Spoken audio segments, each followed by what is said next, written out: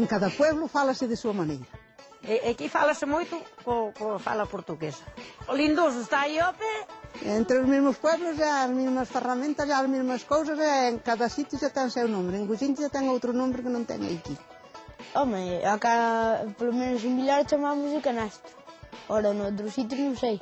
É dicir, como un horrio, pero ten outro nome. Ni moitos non ten as fincas e non as conocen, nin saben delas siquera. Ali é o Outeiro Rubio. Iso está por detrás dos Carvalhos. O Outeiro Rubio. E aí por baixo, a Chaviña, a Veiga, e isso por aí todo, tamén é Veiga e Besadas. Daqui non vejo máis nada. E antes esta era unha finca. Unha finca chamábamos sempre os Garcíns e que onde senta a casa os Garcíns.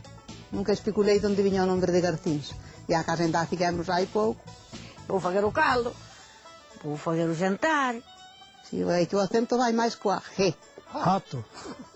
Olha, aquele can. Tu que faz? Cae en sitios que dien vexa aquele can, ou mira aquele can, ou... de moitas formas disso. Claro, facémoslo nós. E aquí neste pueblo, dice así, non sin, olha aquele can. Eu estou llevado, será porque eu sei. Mira, a miña neta veu en xaneiro. Adianto no agosto, já sabía o galego todo. Pero o galego, con 10, ten agora 10 anos. 10, eu dixen, sabía o galego todo.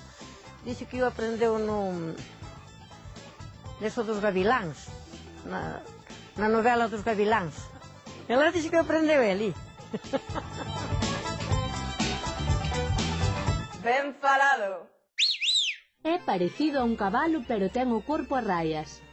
Pedro, es que vos sabes. O Xurés é un paraíso natural tan grande que monta a cabalo dunha fronteira. De Grou, en Lobios, era Bieito Fernández do Palleiro, un home que loitou moito para que Galicia chegase a ter autonomía. En 1935 recolleu unha boa presa de refráns que teñen o sabor do Xurés. Entre eles, un que parece o parte meteorolóxico dun día típico de marzo, eses días dos que decimos que fan moitas caras. Marzo marzán, a mañán cara de can. Ao mediodía ixamea a colmea, á noite chove, neva e escarapetea, e á mañán morre a ovella. Ao mediodía ixamea a colmea, que quere dicir? Ao mediodía sai un pouquiño o sol e as abellas saen da colmea. Como ven, é bonito que pola fala se vexa de que terra somos. Agur.